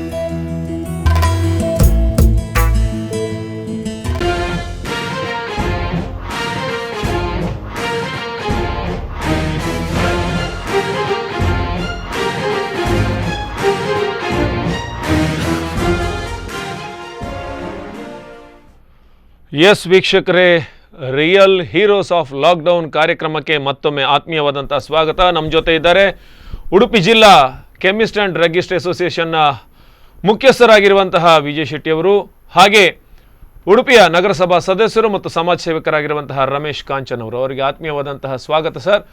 ಒಂದಷ್ಟು ವಿಚಾರಗಳನ್ನು ನಿಮ್ಮ ಜೊತೆ ಚರ್ಚೆ ಮಾಡ್ತಾ ಇದ್ದೀವಿ. ರಮೇಶ್ ಕಾಂಚನ್ ಸರ್, ನೀವು ಕಂಟಿನ್ಯೂ ಮಾಡಿ. ಹೇಳ್ತಾ ಇದ್ರಿ ಹೇಗೆ ನಗರಸಭಾ ಸದಸ್ಯರಾಗಿ ನಿಮ್ಮಲ್ಲಿ ಆಶಾ ಕಾರ್ಯಕರ್ತರ ಪರಿಸ್ಥಿತಿ ಹೇಗಿತ್ತು ಅನ್ನೋದು. ಸೊ ಅವರಿಗೆ ಅವರು ನಮ್ಮ ಮನೆಗೆ ಬಂದು ಅವರ ಕಷ್ಟವನ್ನು, ನಮ್ಮ ಕಷ್ಟವನ್ನು ಕೇಳಿ ಅವರ ಕಷ್ಟವನ್ನು ಅವರು ಹೇಳಿಕೊಂಡಾಗ ಪ್ರಾಯಶಃ ನನಗೆ ಭಾಳ ಬೇಜಾರನಿತು. ಟೈಮಲ್ಲಿ ಅವರಿಗೆ ಸಂಬಳ ಆಗೋದಿಲ್ಲ, ಅವರು ಕೂಡ ಒಂದು ಕುಟುಂಬದ ಜೊತೆ ಇರುವವರು. ಎಲ್ಲರ ಕಷ್ಟ ಕೇಳಲಿಕ್ಕೆ ಅವರಿದ್ದಾರೆ, ಅವರ ಕಷ್ಟ ಕೇಳಲಿಕ್ಕೆ ಯಾರೂ ಇಲ್ಲ. ಸೊ ಅಂಥ ಸಂದರ್ಭದಲ್ಲಿ ನಾನು DOH ಅವರನ್ನು ಸಂಪರ್ಕ ಮಾಡಿ ಉಡುಪಿ ವ್ಯಾಪ್ತಿಯಲ್ಲಿ ಎಷ್ಟು ಜನ ಇದ್ದಾರೆ ಅವರಿಗೆಲ್ಲ ಒಂದು ಒಳ್ಳೆಯ ಕಿಟ್ಟನ್ನು ಕೊಡಬೇಕು ಎಂಬ ತೀರ್ಮಾನ ಮಾಡಿ ಪ್ರಾಯಶಃ ಜಿ ಶಂಕರ್ ಅವರ ಸಹಾಯವನ್ನು ಪಡ್ಕೊಂಡು ಅವರಿಗೆ ಕೊಡುವಂತಹದ್ದನ್ನು ಎಷ್ಟು ಕಿಟ್ ಅವರಿಗೆ ಕೊಟ್ಟಿದ್ದಾರೆ ಸರ್? 35 ಸ್ಪೆಷಲ್ ಕಿಟ್ ಅನ್ನು ಮಾಡಿದ್ದಾರೆ. 35 ಜನರಿಗೆ 35 ಕೊಟ್ಟಿದ್ದೇವೆ. ಮತ್ತೆ ಪರ್ಕಲ ಹೆರ್ಗಾ ಭಾಗದಲ್ಲಿ ಕೂಡ ಅಲ್ಲಿಯ ಆಶಾ ಕಾರ್ಯಕರ್ತರೆ ಅಲ್ಲಿ ಕೊಡುವಂತದ್ದು ಕೆಲಸವನ್ನು ಮಾಡಿದ್ದೇವೆ. ಒಂದು ನಿಮಿಷ, ಒಂದು ಕಾಲ್ ಇದೆ. ಹಲೋ ಹಲೋ ಹಲೋ, ಹಾ, ಯಾರು ಸರ್ ಮಾತಾಡ್ತಿದ್ರಿ? ಎಲ್ಲಿಂದ ಮಾತಾಡ್ತಿದ್ರಿ? ಇದು ಉಡುಪಿಯಿಂದ ಒಳಕಾಡಿನಿಂದ ನಿಮ್ಮ ಹೆಸರು ಮೇಡಮ್? ಮಾತಾಡೋದು. ಹಾ, ಹೇಳಿ ಮೇಡಮ್. ಹಲೋ, ಹಾ, ಹೇಳಿ ಹೇಳಿ, ಕೇಳ್ತಾ ಇದೆ. ನಾವು ರಮೇಶ್ ಪಂಚನ್ ಹತ್ರ ಮಾತಾಡೋದು. ಹೇಳಿ. ಯಾಕಂತ ಹೇಳಿದ್ರೆ ಅವರು ನಮ್ಮ ಒಳಕಾಡು ವಾರ್ಡಿಗೆ, ನಿಮ್ಗೆ ಮೂವರಿಗೂ ನಮಸ್ಕಾರ, ಒಳಕಾಡು ವಾರ್ಡಿಗೆ ತುಂಬಾ ಹೆಲ್ಪ್ ಮಾಡಿದ್ದಾರೆ. ತುಂಬಾ ಅಂದ್ರೆ ತುಂಬಾ. ಒಂದೇ ಈ ಲಾಕ್ಡೌನ್ ವಿಷಯದಲ್ಲಿ ಅಲ್ಲ ಸರ್, ಆದ್ರೆ ಎಲ್ಲಾ ವಿಷಯದಲ್ಲಿ ಕೂಡ ನಮ್ಗೆ ನೀರಿರ್ಲಿಲ್ಲ, ಆವಾಗ ಕೂಡ ಅವರು ಹೀರೋ. ಈಗ ಲಾಕ್ಡೌನ್ ಟೈಮ್ ನಲ್ಲಿ ಕೂಡ ಎಲ್ಲರಿಗೆ ಅವರು ಒಳಕಾಡಿನಲ್ಲಿ ಅವರು ಹೆಲ್ಪ್ ಮಾಡಿದ್ದಾರೆ. ನಿಜವಾಗಿ ಅವರಿಗೆ ದೇವರು ಒಳ್ಳೆ ಆರೋಗ್ಯ, ಐಶ್ಯ, ಭಾಗ್ಯ ಕೊಡ್ಲಿ ಅಂತ ನಾನು ಅವರಿಗೆ ದೇವರ ಹತ್ರ ಪ್ರಾರ್ಥನೆ ಮಾಡ್ತೇನೆ. ಖಂಡಿತ ಖಂಡಿತ. ಥ್ಯಾಂಕ್ ಯು ಮೇಡಮ್, ನಿಮ್ಮ ಸಪೋರ್ಟಿಗಾಗಿ. ಸರ್, ನನಗನಿಸೋದು ಬಹುಶಃ ಒಂದು ಸಮಾಜ ಸೇವೆ ಮಾಡಿದಾಗ ಇಂತಹ ಮಾತುಗಳೇ ನಮಗೆ ಪುರಸ್ಕಾರ ಅಂತ ಅನಿಸ್ತದೆ. ಯಾಕೆಂದರೆ ಅವರು ನಿಜ ಮನದಾಳದಿಂದ ನಮಗೆ ಹೇಳುವಂಥ ಮಾತುಗಳು. ಬಹುಶಃ ಆಶಾ ಕಾರ್ಯಕರ್ತರ ನಿಮ್ಮ ಕೆಲಸಗಳಿರ್ಬೋದು, ಇದಕ್ಕೆ ನೀವು ಕೇವಲ ರಮೇಶ್ ಕಾಂಚನ್ ಒಬ್ಬರಾಗಿರೋದೇ ನಿಮಗೆ ಬೆನ್ನು ತಟ್ಟಿ ಪ್ರೋತ್ಸಾಹಿಸಿದ. ನನ್ನ ಮನೆಯಲ್ಲಿ ನಿರ್ಬಂಧನೆ ಇತ್ತು, ನೀವು ಹೋಗಬಾರ್ದು, ಯಾರು ಕೂಡ ಹೋಗ್ತಾ ಇಲ್ಲ, ನೀವು ಯಾಕೆ ಹೋದ್ರಿ, ನೀವು ಹೋದರೆ ನಾಳೆ ನಿಮ್ಗೇನಾದರೂ ತೊಂದರೆ ಆದರೆ ನಮ್ಮನ್ನು ಕೇಳುವವರು ಇಂಥ, ನಾನು ಹೇಳಿದೆ ದೇವರಿದ್ದಾರೆ. ಇಂಥ ಸಂದರ್ಭ ನಾವು ಜನರಿಗೆ ಧೈರ್ಯ ಕೊಡುವಂಥ ಕೆಲಸ ನಾವು ಮಾಡಬೇಕು, ನಮ್ಮ ಜೊತೆಗೆ ದೇವರಿದ್ದಾರೆ ಅಂಥೇಳಿ ನನಗೆ ನಿರ್ಬಂಧನೆ ಇತ್ತು. ನಾನು ಮನೆಯಿಂದ ಹೋಗುವಾಗ ಹೇಳುವುದು, ಬರುವಾಗ ನೀವು ಹೊರಗಿಂದ ಸ್ನಾನ ಮಾಡಿಯೇ ಬರಬೇಕು ಅಂತ ದೃಷ್ಟಿಯಲ್ಲಿ ಮಟ್ಟದಲ್ಲಿ ಹೆದರಿ ಹೋಗಿದ್ದಾರೆ ಜನ. ಹೌದು. ಸೊ ಅದನ್ನೆಲ್ಲ ಮಾಡಿಕೊಂಡು ನಾನು ಈ ಸೇವೆಯನ್ನು ಮಾಡಿದ್ದೇನೆ. ನಿಮಗೆ ಸಪೋರ್ಟ್ ಇದೆ ಸರ್ ಬೇರೆಯವ್ರದ್ದು? ನನಗೆ ಬಹಳಷ್ಟು ಜನ ಸಪೋರ್ಟ್ ಇದ್ರು. ಅಷ್ಟು ಮಾತ್ರ ಅಲ್ಲ, ಇದ್ರ ಬರ್ತಾ ಇನ್ನೂ ಲಾಕ್ಡೌನ್ ಟೈಟ್ ಆಯಿತು, ಭಾಳಷ್ಟು ಸಮಸ್ಯೆ, ತರಕಾರಿಗಳು ಇಲ್ಲ. ನಾನು ನಮ್ಮ ಭಾಗ್ಯ ಮಂದಿರದ ಭಾಗದಲ್ಲಿ 50 ಕುಟುಂಬಗಳಿಗೆ ತರಕಾರಿ ಹಂಚುವಂಥದ್ದು ಕೆಲಸ, ಅದೇ 50 ಕುಟುಂಬಕ್ಕೆ ಒಂದು ವಾರ ಬಿಟ್ಟು ಕಿಟ್ಟುಗಳನ್ನು ಹಂಚುವಂಥದ್ದು. ಇಲ್ಲಿ ಒಂದು ನಮ್ಮ ಪರಿಶಿಷ್ಟ ಪಂಗಡದ್ದು ಬೇಲಿನಗುಡ್ಡೆ ಕಾಲನಿ ಇದೆ, ಆ ಕಾಲನಿಗೆ ಮಂಗಳೂರಿಂದ ಒಂದು NGO ಅವರು 2 ತಿಂಗಳಿಗೆ ಬೇಕಾಗೋ ಕಿಟ್ಟು, ಸಾಲಿಡ್ ಕಿಟ್ಟು, ಅದನ್ನು ಅವ್ರ ಹತ್ರ ಮಂಗಳೂರಿಂದ ಇಲ್ಲಿ ತರಿಸ್ಕೊಂಡು ನಾನು ಕೊಡುವಂಥ ಕೆಲಸ. ಸೊ ಇದನ್ನೆಲ್ಲ ನಾವು ಮಾಡಿದ ಕೆಲಸವನ್ನು ಬೇರೆಯವರೆಲ್ಲ ನೋಡಿದಾಗ ಬಹಳಷ್ಟು ಜನ ಅವರು ಸ್ವಯಂ ಪ್ರೇರಿತವಾಗಿ ಜನರಿಗೆ ಕೆಲಸವನ್ನು ಮಾಡಿದ್ದಾರೆ. ಅವರವರ ಮಟ್ಟದಲ್ಲಿ ಅವರವರು ಮಾಡಿದ್ದಾರೆ. ನಮ್ಮ ಸಹಬಾಳ್ವೆ ಸಂಘಟನೆ ಇದೆ, ಅವರು ಕೂಡ ಹಾಗೆ ಬಹಳಷ್ಟು ಪಂಚಾಯತ್ ಭಾಗದಲ್ಲಿ, ಗ್ರಾಮಾಂತರ ಪ್ರದೇಶದಲ್ಲಿ ಬೇರೆ ಬೇರೆ ಜನರಿಗೆ ಅವರು ಕೂಡ ಸಹಾಯ ಮಾಡಿದ್ದಾರೆ. ಬಹಳಷ್ಟು ಜನ, ನಮ್ಮ VG ಶೆಟ್ಟಿ ಅವರು ಕೂಡ ನಾನು ಅವರ ಕಾರಿನಲ್ಲಿ ಲೋಡ್ ಮಾಡಿಕೊಂಡು ಕಿಟ್ಟುಗಳನ್ನು ಕೊಡುವಂಥದ್ದು ನೋಡಿದ್ದೇನೆ. ಗಣೇಶೋತ್ಸವ ಸಮಿತಿಯವರು ಮಾಡುವಂಥದ್ದು ನೋಡಿದ್ದೇನೆ. ಬೇರೆ ಮಠಗಳಿಂದ, ಬೇರೆ ಬೇರೆ ಕಡೆಯಿಂದ ಈ ಬಹಳಷ್ಟು ಒಳ್ಳೆಯ ಕೆಲಸ ಉಡುಪಿಯಿಂದ ನಡೆದಿದೆ. ಅದು ರಾಷ್ಟ್ರ ಮಟ್ಟವನ್ನು ಗಮನ ಸೆಳೆದಿದೆ ಅಂತ ಹೇಳಿ, ರಾಷ್ಟ್ರ ಮಟ್ಟದಲ್ಲಿ ಗಮನ ಸೆಳೆದಿದೆ ಅಂತ ಹೇಳಿದ್ರು ತಪ್ಪಾಗ್ಲಿಕ್ಕೆ ಇಲ್ಲ. ಅಷ್ಟರ ಮಟ್ಟಿಗೆ ಒಳ್ಳೆ ಕೆಲಸ ಮಾಡಿದ್ದಾರೆ. ಮತ್ತೆ ಯಾವುದೇ ಪಕ್ಷ ಜಾತಿ ಯಾವುದನ್ನು ತರದೆ ಯಾರಿಗೆ ಅವಶ್ಯಕತೆ ಉಂಟು ಅವರಿಗೆ ಕೊಡುವಂಥದ್ದು ಕೆಲಸ ಮಾಡಿದ್ದಾರೆ. ಸರ್ VG ಶೆಟ್ರೆ, ಈಗ ಮೆಡಿಕಲ್ ಅಂದಾಕ್ಷಣ ನಾನು ಆಗ್ಲೇ ನಿಮಗೆ ಹೇಳಿದೆ, ಅದರಲ್ಲಿ ಇರೋರು ಕೂಡ ಜನಸಾಮಾನ್ಯರೇ. ಯಾಕಂದ್ರೆ ಬರ್ಲಿಕ್ಕೆ ಕೆಲವರಿಗೆ ಕಷ್ಟ ಆಗಿರ್ಬೋದು, ಆದ್ರೆ ಬಂದಿದ್ದಾರೆ ಕಷ್ಟಪಟ್ಟು. ಎಷ್ಟೋ ಸ್ಟಾಫ್ಗಳು ಬಹಳಷ್ಟು ಕಷ್ಟಪಟ್ಟು ಬಂದಿದ್ದಾರೆ. ನಿಮ್ಮ ಮೆಡಿಕಲ್ ಮಾತ್ರ ಅಲ್ಲ, ನೀವೊಬ್ಬರು ಅಸೋಸಿಯೇಷನ್ನ ಮುಖ್ಯಸ್ಥರಾಗಿ ನಿಮಗೆ ಬೇರೆ ಏನು ಸವಾಲುಗಳಿತ್ತು ಸರ್ ಆ ಸಂದರ್ಭದಲ್ಲಿ? ಅದನ್ನು ಹೇಗೆ ನಿಭಾಯಿಸಿದ್ರಿ ನೀವು? ನಮಗೆ ಮೊದಲನೇ ಸವಾಲು ನಾನು ನಿಮಗೆ ಆಗ ಹೇಳಿದಾಗ ಒಂದು ಸ್ಟಾಫ್ಗಳನ್ನು ತರಿಸುವಂತಹದ್ದು ಕೆಲಸ ಒಂದು ದೊಡ್ಡ ಕೆಲಸ ಆಗಿದೆ. ಅಂದರೆ ಒಂದು ಮೆಡಿಸಿನ್ ಒಬ್ಬ ರಿಟೇಲರ್ ಇರ್ಬೋದು, ಹೋಲ್ಸೇಲರ್ ಇರ್ಬೋದು, ಡಿಸ್ಪೆನ್ಸ್ ಮಾಡಲಿಕ್ಕೆ ವ್ಯವಸ್ಥೆ ಮಾಡಿಕೊಡೋದೇ ನೀವು ಹೇಳಿದಾಗೆ ಒಂದು ಬಿಲ್ ಆಯಿತು. ಒಂದು ಹೋಲ್ಸೇಲರ್ ಒಂದು ಬಿಲ್ ಆಗ್ತಿದೆ. ಆ ಬಿಲ್ ಆಗುವಾಗ ಈಗ ಫಾರ್ ಎಕ್ಸಾಂಪಲ್ ನನ್ನ ಹತ್ರ ಒಂದು 25,000ಕ್ಕಿಂತ ಮೇಲೆ ಮೆಡಿಸಿನ್ಸ್ ಇದೆ ನನ್ನ ಶಾಪಿನಲ್ಲಿ. ಆ ಮೆಡಿಸಿನ್ ನಾನು ಒಂದು ಬಿಲ್ ಆದಾಗ ಆ ಕಂಪನಿಯದಿಗೆ ಹೋಗಿ ಆ ಬ್ಯಾಚ್ ನಂಬರ್ ಎಕ್ಸ್ಪೈರಿ ನೋಡಿ ತೆಗೆಯುವುದೇ ಒಂದು ದೊಡ್ಡ ಸವಾಲು ನಮಗೆ. ಎಷ್ಟೋ ರಿಟೇಲ್ ಕೆಮಿಸ್ಟ್ಗಳಿಗೆ ಬಹಳ ಬೇಸರ ಆಗ್ತದೆ. ಅಲ್ಲಲ್ಲಿ ಸರ್ಕಲ್ ಹಾಕಬೇಕು, ಸೋಷಿಯಲ್ ಡಿಸ್ಟೆನ್ಸ್ ಮೇಂಟೈನ್ ಮಾಡಬೇಕು, ಅದರಿಂದ ಹೊರಗೆ ನಿಲ್ಲಬೇಕು. ಇದನ್ನು ತೆಗೆದು ಕೊಡುವಂತಹ ಒಳಗೆ ಬರುವಾಗ ಸ್ಯಾನಿಟೈಸರ್ ಹಾಕೊಳ್ಬೇಕು, ಮಾಸ್ಕ್ ಹಾಕಿದ್ದಾನೆ ನೋಡಬೇಕು, ಆಮೇಲೆ ಪ್ರಿಸ್ಕ್ರಿಪ್ಷನ್ ಉಂಟಾ ಇಲ್ಲ ಕೇಳಬೇಕು. ಈಗ ನೀವು ಸ್ಯಾನಿಟೈಸರ್ ಮಾಸ್ಕ್ ಹೇಳುವಾಗ ನನಗೆ ಇನ್ನೊಂದು ನೆನಪಾಗಿದೆ. ಆ ಸ್ಯಾನಿಟೈಸರ್ ಮಾಸ್ಕ್ಗಳನ್ನು ಒಂದು ನಾವು ಸಮಾಜಕ್ಕೆ ತಲುಪಿಸುವುದೇ ರಿಟೇಲ್ ಕೆಮಿಸ್ಟ್ಗೆ ದೊಡ್ಡ ಸವಾಲಾಗಿದೆ. ಅತ್ಯಂತ ಬೇಡಿಕೆಯ ವಸ್ತುಗಳಂದ್ರೆ ಅತ್ಯಂತ ಬೇಡಿಕೆಯ ವಸ್ತು. ಸಾಧಾರಣ ನನಗೆ ಗೊತ್ತಿದ್ದಾಗೆ ಉಡುಪಿ ಜಿಲ್ಲೆಯಲ್ಲಿ 10 ಲಕ್ಷಕ್ಕೂ ಹೆಚ್ಚಿನ ಒಂದು ಮಾಸ್ಕ್ಗಳು ಆಗ ಒಂದು ಸಮಯ ಸಮಯದಲ್ಲಿ ಆ ಒಂದು ಲಾಕ್ಡೌನ್ ಸ್ಟಾರ್ಟ್ ಆದಾಗ ಮಾಸ್ಕ್ ಅನ್ನೋದು ಎಲ್ರಿಗೆ ಬೇಕು ಅಂದಾಗ ಅದರ ಕಲ್ಪನೆ ಇಲ್ಲದವರಿಗೆ ಮಾಸ್ಕ್ ಬೇಕಂದಾಗ ಹೌದು ಒಂದೇ ಸಲ ಮುಗಿಬೀಳ್ಲಿಕ್ಕೆ ಶುರು ಮಾಡಿದ್ರು. ಸಾಧ್ಯ. ಹಾಗೆ ಅಲ್ಲಿ ಸ್ಯಾನಿಟೈಸರ್ ಕೂಡ ಕೆಲವರು ಜಾಸ್ತಿ ಹಣ ಮಾಡ್ಲಿಕ್ಕೆ ಹೊರಟುವವರು ಹೌದು, ಅದು 3,500 ರೂಪಾಯಿ ಮಾಸ್ಕ್ 30 ರೂಪಾಯಿಗೆ ಹೋಗ್ತಿತ್ತು.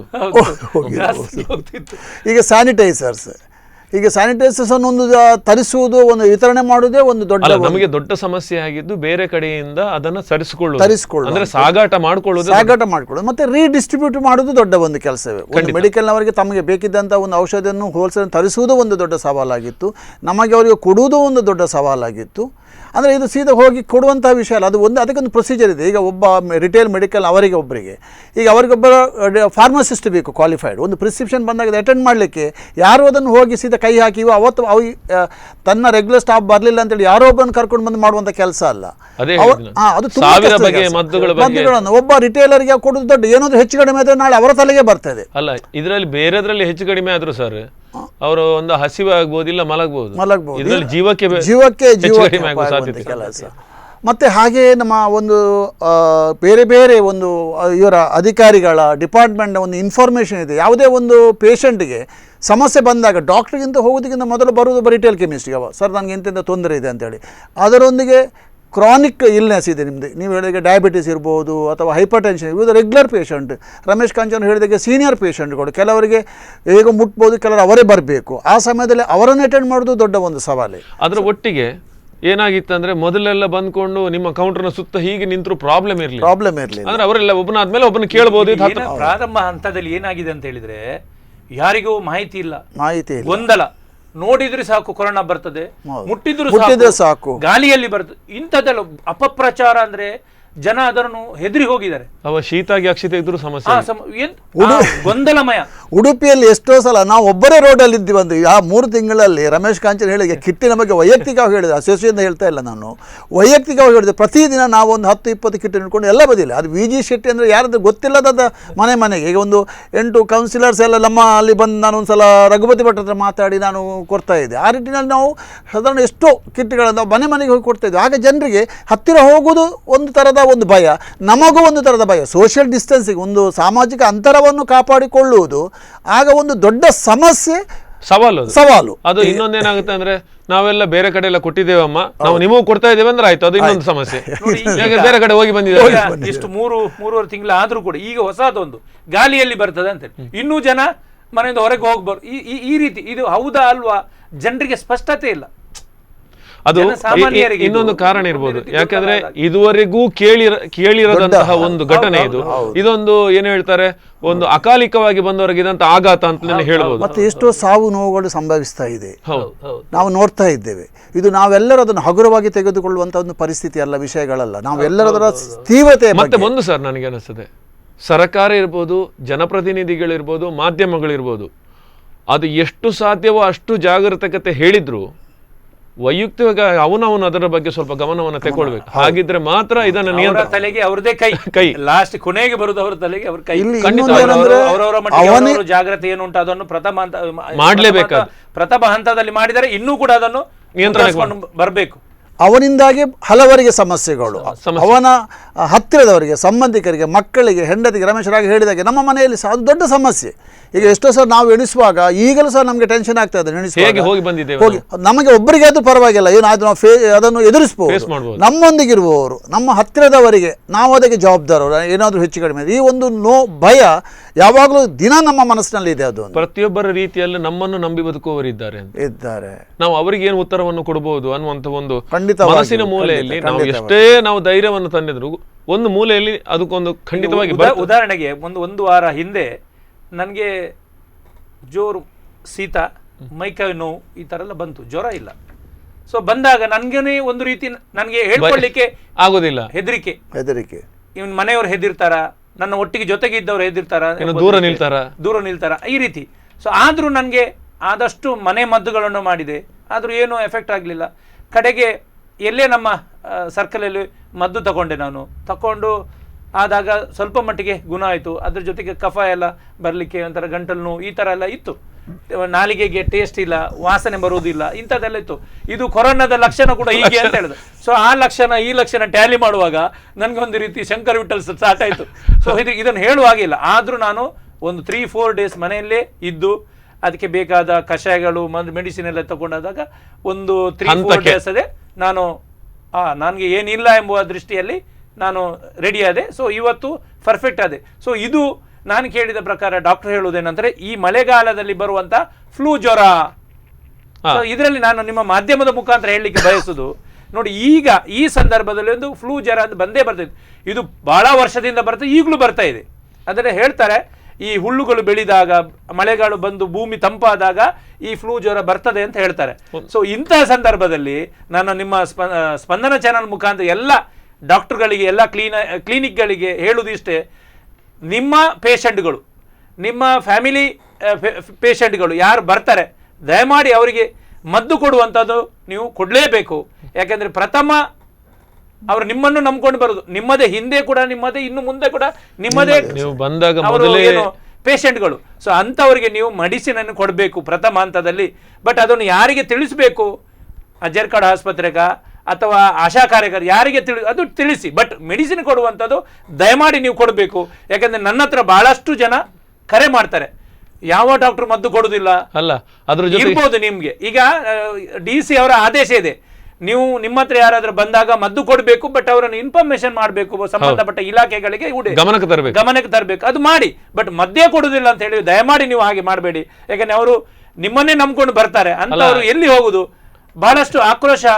ಇನ್ನೊಂದಾಗುತ್ತೆ ಏನಂದ್ರೆ, ಬಂದ ಕೂಡಲೇ ನೀವು ಇದು ಇಲ್ಲಿ ಆಗುದಿಲ್ಲ, ನೀವು ಅದನ್ನು ಕೋವಿಡ್ಗೆ ಟೆಸ್ಟಿಗೆ ಹೋಗ್ಬೇಕಂದ್ರೆ ಅರ್ಧ ಅಲ್ಲೇ ಅವನಿಗೆ ಕೊರೋನಾ ಶುರು ಆಗ್ತದೆ.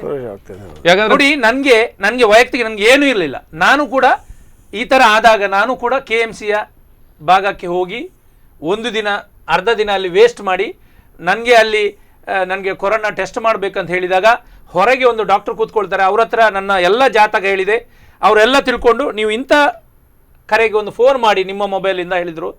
ಅವರಿಗೆ ಆ ಒಳಗಿದ್ದ ಡಾಕ್ಟರ್ ಅವರಿಗೆ ಪುನಃ ನಾನು ಕಾಲ್ ಮಾಡಿದೆ. ಅವರು ಆಯಿತು, ನಾನು ಶನಿವಾರ ಮಧ್ಯಾಹ್ನ ಹೋಗಿದ್ದೇನೆ, ಇವತ್ತು ಇನ್ನು ಮಾಡಲಿಕ್ಕೆ ಆಗೋದಿಲ್ಲ, ನಾನು ನಿಮಗೆ ನಿಮ್ಮ ಯಾವಾಗ ಅಂತ ನಾನು ನಿಮಗೆ ಟೈಮ್ ಕೊಡ್ತೇನೆ ಹೇಳ್ತೇನೆ ಅಂತೇಳಿ. ಇಲ್ಲ ಮೇಡಮ್, ನನಗೆ ಇವತ್ತೇ ಆಗಬೇಕಿತ್ತು, ಸೊ ಅದಕ್ಕೋಸ್ಕರ ನಾನು ಬಂದಿದ್ದೇನೆ, ಇಲ್ಲ ಇವತ್ತಿಗೆ ಕ್ಲೋಸ್ ಆಗಿ ಇನ್ನು ನೀವು ಸೋಮವಾರ ಬನ್ನಿ ಅಂತ ಹೇಳಿದರು. ಆಯಿತು ಅಂತ ಹೇಳಿದೆ. ಸೊ ನನಗೆ ಅಲ್ಲಿ ಒಂದು ರೀತಿಯಲ್ಲಿ ಅದನ್ನು ಮುಟ್ಟಬಾರ್ದು, ಅವ್ರ ಹತ್ರ ಮಾತಾಡ್ಬೋದು, ಇವ್ರದ್ದು ನೋಡ್ಬೋದು, ಅಂದರೆ ನನಗೆ ಆಲ್ರೆಡಿ ಕೊರೋನಾ ಅಟ್ಯಾಕ್ ಆಗಿದೆ ಎಂಬ ರೀತಿಯಲ್ಲಿ ಅವರು ಬಿಂಬಿಸ್ತಾರೆ, ಹಾಗೆ ಮಾಡಬಾರ್ದು. ಸೊ ನಾನು ಆದಿತ್ಯವಾರ ಮಧ್ಯಾಹ್ನ ನಂತರ ನಾನು ಫಿಟ್ ಆದೆ. ಸೋಮವಾರ ಮೇಡಮ್ ಡಾಕ್ಟರ್ದು ಫೋನ್ ಬಂತು, ನೀವು ಬರುವುದಿಲ್ವಾ ಅಂತ ಹೇಳಿದ್ರೆ, ನಾನೆಲ್ಲ ಬರುವುದಿಲ್ಲ ಮೇಡಮ್, ನಾನು ಫಿಟ್ ಆಗಿದೆ, ಸಮಾಧಾನ ಫಿಟ್ ಆಗಿದೆ. ಸೊ ಆ ರೀತಿ ಜನ ಹೆದರ್ಕೊಳ್ಳಿ, ನಾವು ಕೂಡ ಹೆದರಿದ್ದೇವೆ ಅಂತ ಆದ್ರೆ ಇನ್ನು ಸಾಮಾನ್ಯ ಜನರು ಹೇಗೆ ಆಗ್ಬೋದು? ಬಹುಶಃ ನಾವು ಏನಂದ್ರೆ ಈ ಕಾಲಘಟ್ಟದಲ್ಲಿ ವೈಯಕ್ತಿಕವಾಗಿ ಅವನವನ ಕಾರ್ಯವನ್ನು ನಿರ್ವಹಿಸಬೇಕು, ಜವಾಬ್ದಾರಿಯನ್ನು ತಗೊಳ್ಬೇಕು, ನಮ್ಮ ರಕ್ಷಣೆಯ ಬಗ್ಗೆ ನಾವು ಗಮನ ಹರಿಸಬೇಕು. ಮುಖ್ಯವಾಗಿ ಏನಂದ್ರೆ ಕೊರೋನಾವನ್ನ ಎದುರಿಸಲಿಕ್ಕೆ ಸಾಕಷ್ಟು ವಿಚಾರಗಳನ್ನು ಈಗ ಕಾರ್ಯತಂತ್ರಗಳನ್ನು ಮಾಡ್ತಾ ಇದೆ, ಮುನ್ನೆಚ್ಚರಿಕಾ ಕಾರ್ಯಕ್ರಮಗಳು ಎಲ್ಲ ನಡೀತಾನೆ ಇವೆ, ಅವೆಲ್ಲದರ ಬಗ್ಗೆ ಗಮನ ಕೊಡಬೇಕು. ಜೊತೆಗೆ ಈ ಸಂದರ್ಭದಲ್ಲಿ ರಮೇಶ್ ಕಾಂಚನ್ ಹೇಳಿದಾಗೆ ಇದನ್ನು ಈ ಮಿಸ್ಯೂಸ್ ಮಾಡುವಂಥದ್ದನ್ನು ಮಾತ್ರ ಕಡಿಮೆ ಮಾಡಬೇಕು. ಯಾಕೆ ಜನ ಗೊಂದಲದಿಂದ ಹೊರ ಬರುವಂತಾಗಬೇಕು. ಇನ್ನಷ್ಟು ವಿಚಾರಗಳನ್ನು ಚರ್ಚಿಸ್ತೀನಿ, ಚಿಕ್ಕ ವಿರಾಮದ ಬಂತು.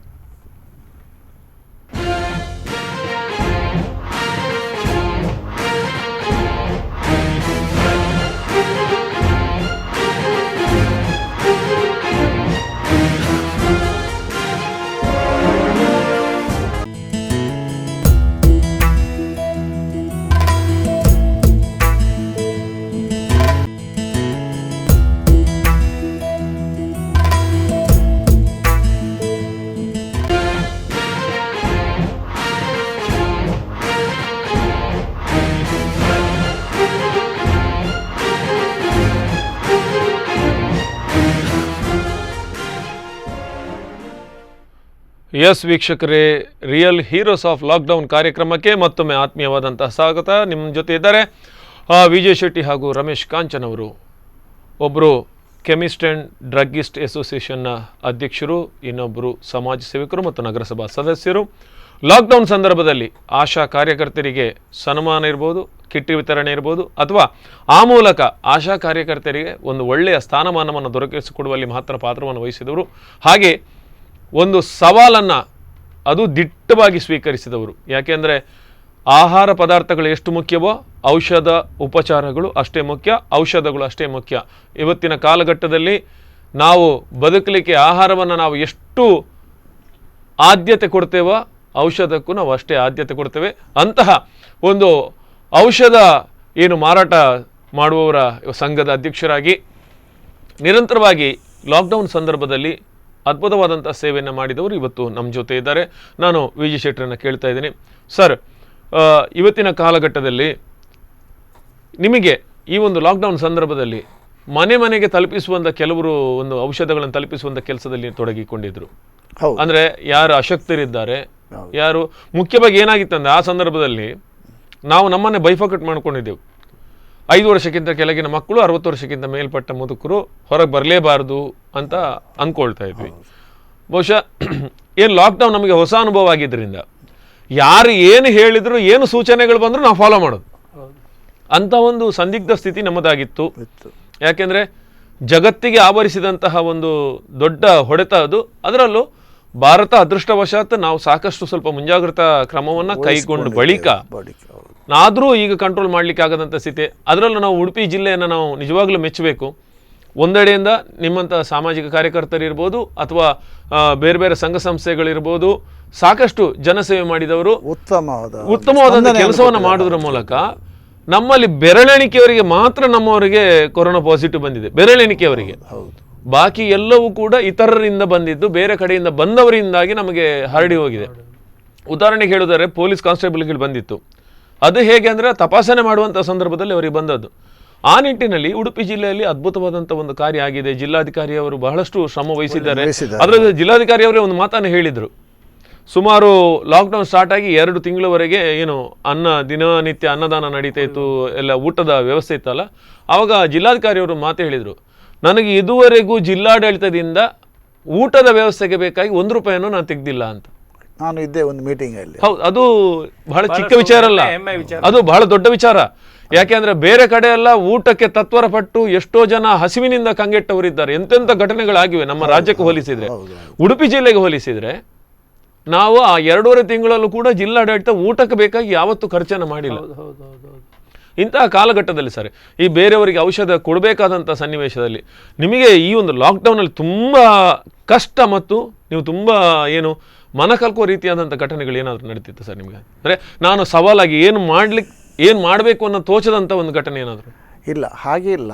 ಒಂದು ಏನಂದರೆ, ನಾವು ನನ್ನ ಜಿಲ್ಲೆಯ ಪ್ರತಿ ಒಂದು ವೃತ್ತಿ ಬಾಂಧವರನ್ನು, ಹೋಲ್ಸೇಲ್ ಇರ್ಬೋದು, ರಿಟೇಲ್, ನಾನು ಅವರನ್ನು ಖಂಡಿತವಾಗಿಯೂ ಬಹಳ ತುಂಬ ಮನಸ್ಸಿನಿಂದ ನಾವು ಅಭಿನಂದಿಸಬೇಕು. ಯಾಕಂದರೆ ನೀವು ಬೈಂದೂರಿಂದ ಹಿಡಿದು ನಾವು ಪಡುಬಿದ್ರಿಯವರೆಗೆ, ಹೆಜಮಾಡಿಯವರೆಗೆ ನಮ್ಮ ಜಿಲ್ಲೆ, ಉಡುಪಿ ಜಿಲ್ಲೆಯ ಒಂದು ನಮ್ಮ ವ್ಯವಸ್ಥೆ ಈ ಮೆಡಿಕಲ್ ಫೀಲ್ಡಲ್ಲಿ ಪ್ರತಿ ಒಂದು ಭಾಗದಲ್ಲಿಯೂ ಪ್ರತಿ ಓರ್ವ, ಅದು ಹೋಲ್ಸೇಲ್ ಇರ್ಬೋದು, ರಿಟೇಲ್ ಕೆಮಿಸ್ಟ್ ಇರ್ಬೋದು, ಅವರು ಸಾಧಾರಣ ಎಲ್ಲಿಯೂ ಯಾರಿಗೂ ತೊಂದರೆ ಆಗದ ಒಂದು ನಿಟ್ಟಿನಲ್ಲಿ, ಯಾರಿಗೂ ಔಷಧದಲ್ಲಿ ಕಡಿಮೆ ನಾನು ಮತ್ತು ನಮ್ಮ ADC ಅವರು ಅಸಿಸ್ಟೆಂಟ್ ಡ್ರಗ್ಸ್ ಕಂಟ್ರೋಲ್ ಮೊನ್ನೆ ಮಾತಾಡೋ ಹೇಳಿದಾಗೆ ಸುಮಾರು ಒಂದು 95-98% ಹೇಳ್ಬೋದು ನಾವು ಅವೈಲಬಿಲಿಟಿ ಆಫ್ ಮೆಡಿಸಿನ್ ನಮಗೆ ಬಹಳ ಮುಖ್ಯವಾದದ್ದು, ಅದನ್ನು ನಾವು ಮಾಡಿದ್ದೇವೆ.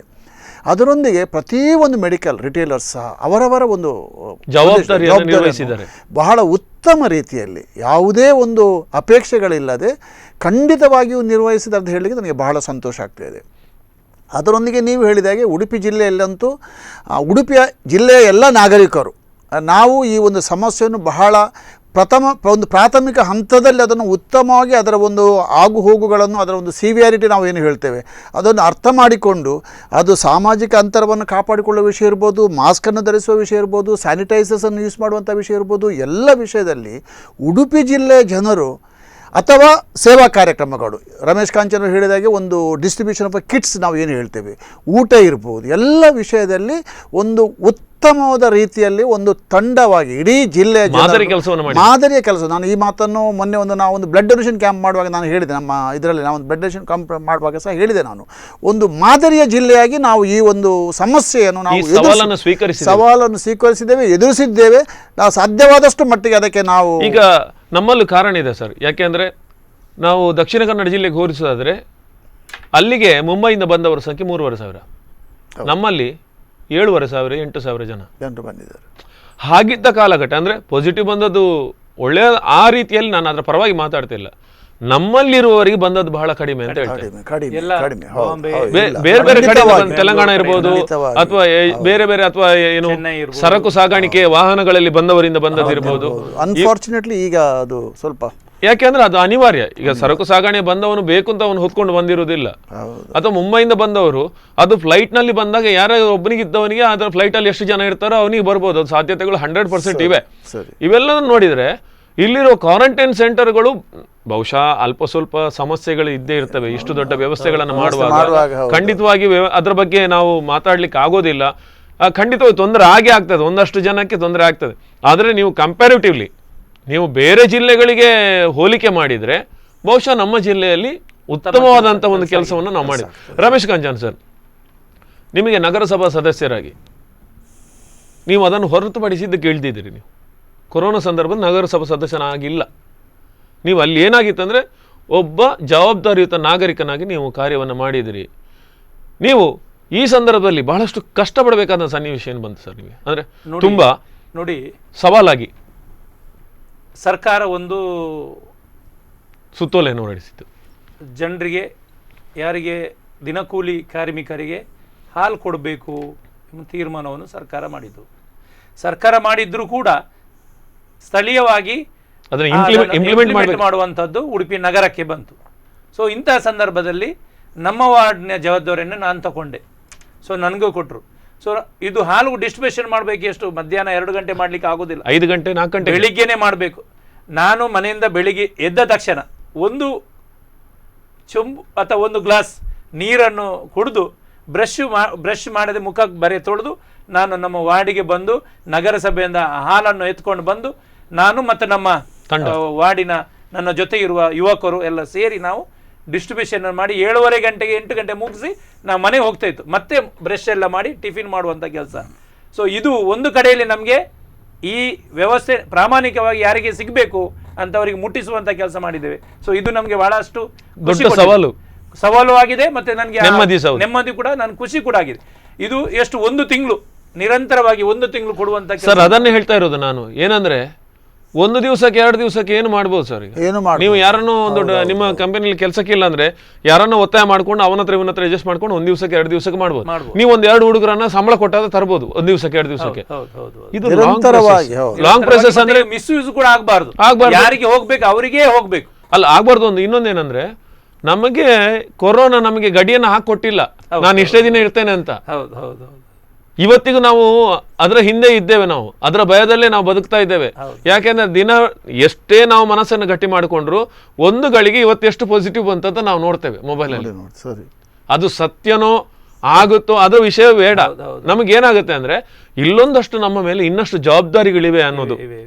ಈ ಸಂಖ್ಯೆಗಳನ್ನು ನೋಡೋ ಉದ್ದೇಶ ಜನಸಾಮಾನ್ಯರು ಒಂದು ಭಯದಿಂದ ನೋಡಿದರೆ ಮಾಮೂಲಾಗಿ ಅದರ ಹಿಂದೆ ನಿಂತಹ ಸಂಘ ಸಂಸ್ಥೆಗಳು ಆತಂಕದಲ್ಲಿ ನೋಡ್ತವೆ. ಯಾಕೆ ಅಂದರೆ ಇನ್ನು ಹೇಗೆ ವ್ಯವಸ್ಥೆಗಳನ್ನು ಮಾಡಿಕೊಳ್ಬೇಕಾದ ದಿವಸ ಬರ್ಬೋದು ಅನ್ನೋದಕ್ಕೆ. ನೋಡಿ, ಒಂದು ಕಡೆ ಜನರಿಗೆ ಹೊರಗೆ ಹೋಗ್ಲಿಕ್ಕಿಲ್ಲ, ದುಡಿಲಿಕ್ಕಿಲ್ಲ, ಇನ್ಕಮ್ ಇಲ್ಲ. ಎಷ್ಟೋ ಜನ ಈಗ VG ಶೆಟ್ಟರಿಗೆ 1 ವರ್ಷ ಆದರೂ ಇನ್ಕಮ್ ಏನು ಹೊರಗೆ ಹೋಗಿ ದುಡಿಬೇಕಂದೇನಿಲ್ಲ. ದೇವರ ಶಕ್ತಿ ಕೊಟ್ಟಿದ್ದಾರೆ. ಅವ್ರ ಹಾಗೆ ಎಲ್ಲರೂ ಇಲ್ಲ. ದಿನ ಹೋಗಬೇಕು, ವಾರದ ಸಂಬಳ ಇದೆ, ದಿನ ಸಂಬಳ ಇದೆ, ಇಂಥದ್ದೆಲ್ಲ ಪರಿಸ್ಥಿತಿ. ಒಂದು ಕಡೆಯಿಂದ ಊಟದ ವ್ಯವಸ್ಥೆ ಇಲ್ಲ, ಹಾಲು ಕೊಡುವಂಥದ್ದು, ಹೊರಗೆ ಹೋಗಿ ತಗೊಂಡು ಬರುವಂಥದ್ದು ವ್ಯವಸ್ಥೆ ಇಲ್ಲ. ಇನ್ನು ತರಕಾರಿಗಳು ನಾವಾಯಿತು ಒಂದೊಂದು ಕಿಟ್ಗಳನ್ನು ನಾವು ಮಾಡಿಕೊಟ್ಟಿದ್ದೇವೆ. 1 ವಾರ ಬಂತು. ಇನ್ನು ಮತ್ತೆ ಕಡೆಗೆ ನಾವು ಎಲ್ಲಿವರೆಗೆ ತರಕಾರಿ ಗಾಡಿಗಳನ್ನು ಯಾರು ತರಕಾರಿ ಸೇಲ್ ಮಾಡ್ತಾರೆ ಅವರನ್ನು ರಿಕ್ವೆಸ್ಟ್ ಮಾಡಿ ನೋಡಿ, ಅವರ ಜೊತೆ ನಾವು ಸುತ್ತಾಡಿ ವಾರ್ಡ್ಗೆ ಇಂಥವರಿಗೆಲ್ಲ ಇಂಥ ಏರಿಯಾಕ್ಕೆಲ್ಲ ತರಕಾರಿ ಬೇಕು ನೀವು ಕೊಡಿ. ಯಾಕೆ ಅವರಿಗೂ ಕೂಡ ಕೊಡಲಿಕ್ಕಿಲ್ಲ. ಪೊಲೀಸು ಬಂದು ಓಡಿಸುವಂಥದ್ದು, ಅವರ ಗಾಡಿ ಸೀಸ್ ಮಾಡು, ಇಂಥದ್ದೆಲ್ಲ ಇತ್ತು. ಸೊ ಪೊಲೀಸ್ ಇಲಾಖೆ ಅವರಿಗೆ ನಾವು ಮನವರಿಕೆ ಮಾಡಿ ನಮ್ಮ ಏರಿಯಾಕ್ಕಿಂತವರಿಗೆ ನಾವು ಇದ್ದೇವೆ, ಒಂದು ಏರಿಯಾಕ್ಕೆಲ್ಲ ಎಷ್ಟು ತರಕಾರಿ ಬೇಕು ಅದನ್ನು ಕೊಡುವಂಥ ಬೇರೆ ಬೇರೆ ಕೆಲಸ. ಸೊ ಈ ಏನು ಕೊರೋನಾದ ಸಂದರ್ಭದ ನಾವು ಮಾಡಿದ ಕೆಲಸ, ನಮ್ಮ ಆ ಹೊತ್ತಲ್ಲಿ ಧೈರ್ಯ, ಇದೆಲ್ಲ ದೇವರ ಕೃಪೆ ಅಂತ ಹೇಳಿದ್ರು ತಪ್ಪಾಗ್ಲಿಕ್ಕಿಲ್ಲ. ಸರ್, ಈಗ ನಾನು ಹೇಳ್ತಾ ಇರೋದು ನಿಮಗೆ ಅಲ್ಲಿ ಪ್ಯಾರಾಸಿಟಮಾಲ್ ಕೊಡಬಾರ್ದು ಅಂತ ಒಂದು ಆದೇಶ ಬಂದಿದೆ. ಯಾಕೆ ಅಂದರೆ ಕೆಲವರೆಲ್ಲ ಟೆಸ್ಟಿಂಗ್ ಟೈಮಲ್ಲಿ ಡೋಲೋ 650 ತೆಕ್ಕೊಂಡು ಅವರ ಟೆಂಪರೇಚರ್ನ ಕಡಿಮೆ ಮಾಡಿಕೊಳ್ತಾ ಇದ್ರು. ಆದ್ರಿಂದ ನಮಗೆ ನಿಜವಾದ ಪಾಸಿಟಿವ್ ಯಾರಿಗಿದೆ ಅನ್ನೋದನ್ನ ಕಂಡುಹಿಡಿಯಲಿಕ್ಕೆ ಕಷ್ಟ ಆಗುತ್ತೆ.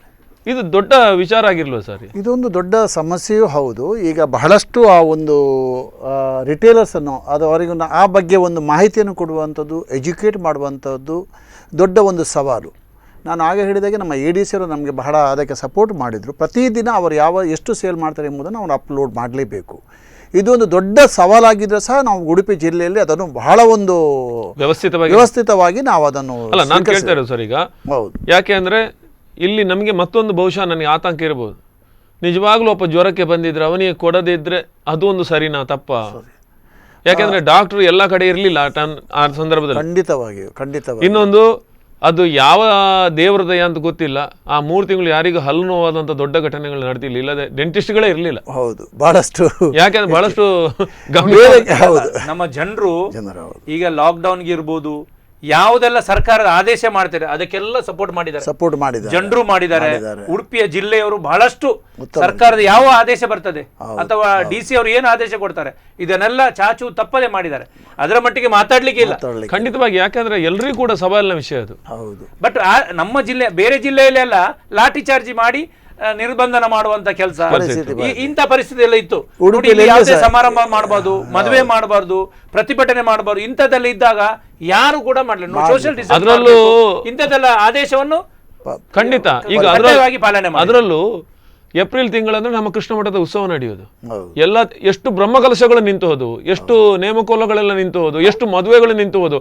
ಮಲ್ಲಿಗೆ ವ್ಯಾಪಾರಸ್ಥರು ಹೇಳಿದ್ರೆ ಅವ್ರದ್ದು ಜನವರಿಯಿಂದ ಮೇವರೆಗಿನ ಸೀಸನ್ ಅವ್ರದ್ದು 250 ರೂಪಾಯಿ ಚೆಂಡಿಗೆ ಹೋಗುವಂತದ್ದು 25 ರೂಪಾಯಿಗೂ ಬೇಡ ಅಂತ ಪರಿಸ್ಥಿತಿ ಬಂದಿತ್ತು. ನೋಡಿ, ಇಲ್ಲಿ ಬಹಳಷ್ಟು ಕಲ್ಯಾಣ ಮಂಟಪಗಳಿವೆ. ಎಲ್ಲ ಕಲ್ಯಾಣ ಮಂಟಪಕ್ಕೆ ಮದುವೆಗೆ ಅಡ್ವಾನ್ಸ್ ಕೊಟ್ಟದ್ದು ರಿಟರ್ನ್ ಕೊಡಬೇಕಾಯ್ತು. ಮದುವೆ ಸಮಾರಂಭ ಇಲ್ಲ. ಎಲ್ಲ ಈಗ ಕ್ರಿಶ್ಚಿಯನ್ ಬಾಂಧವರು ಚರ್ಚಿಗೆ ಹೋಗುವಂಥದ್ದು ನಿಲ್ಲಿಸಿದ್ರು, ಮಸೀದಿಗೆ, ದೇವಸ್ಥಾನ ಎಲ್ಲದನ್ನು ಆದೇಶವನ್ನು ಕೇಳಿದ್ರು, ಎಲ್ಲವನ್ನೂ ನಿಲ್ಲಿಸಿದ್ರು. ಯಾಕಂದ್ರೆ ವಿದ್ಯಾವಂತರ ಜಿಲ್ಲೆ ಎಂಬುದು ನಮ್ಮನ್ನು ನಾವು ಕರೆಸಿಕೊಳ್ತೇವೆ. ನಾವು ನಿಜವಾಗಿ ಹೆಮ್ಮೆ ಪಡುವಂಥ ವಿಷಯ ಅಂದರೆ ಜಗತ್ತಿನಾದ್ಯಂತ ಏನೆಲ್ಲ ಆಗ್ತಾ ಇದೆ ಮಾಹಿತಿಯನ್ನು ನಾವು ಬಹಳಷ್ಟು ತಿಳ್ಕೊಂಡಿದ್ದೇವೆ. ಇಂಥ ಜೀವ ಉಳಿಸೋದು ಮುಖ್ಯ, ನಮ್ಮನ್ನು ನಮ್ಮವರನ್ನು ಉಳಿಸಿಕೊಳ್ಳುವುದು ಮುಖ್ಯ, ನಮ್ಮಿಂದಾಗಿ ಸಮಾಜದಲ್ಲಿ ಇನ್ನೊಬ್ಬರಿಗೆ ತೊಂದರೆ ಆಗಬಾರದು ಎಂಬುದು ಬಹಳ ಮುಖ್ಯ. ಅದನ್ನು ಉಡುಪಿ ಜಿಲ್ಲೆಯ ಎಲ್ಲ ಜನರು ಬಹಳ ಚೆನ್ನಾಗಿ ಅರ್ಥ ಮಾಡಿಕೊಂಡು ಅವರ ಜವಾಬ್ದಾರಿ ನಿರ್ವಹಿಸಿದ್ದಾರೆ ಮತ್ತು ಅಂತ ಹೇಳಲಿಕ್ಕೆ ನಾನು ಇಚ್ಛೆ ಪಡ್ತೇನೆ. ನೋಡಿ, ಇಲ್ಲಿ ನಾವು ಇವರು ಬೇರೆ ಇವರದ್ದೇ ಆದ ಸೇವೆ, ನಾನು ನಮ್ಮದೇ ಆದ ರೀತಿಯಲ್ಲಿ ಇನ್ನೊಂದು ಬೇರೆ ಕೆಲವು ಉಡುಪಿಯಲ್ಲಿ ಎಲ್ಲ ಹೋಟೆಲ್ಗಳು ಬಂದಿತ್ತು. ಬೆಕ್ಕು, ನಾಯಿ, ಪ್ರಾಣಿಗಳು ಬದುಕಬೇಕು, ಅವರಿಗೆ ಊಟ ಕೊಡುವಂತ ವ್ಯವಸ್ಥೆ ಒಂದು ಟೀಮು.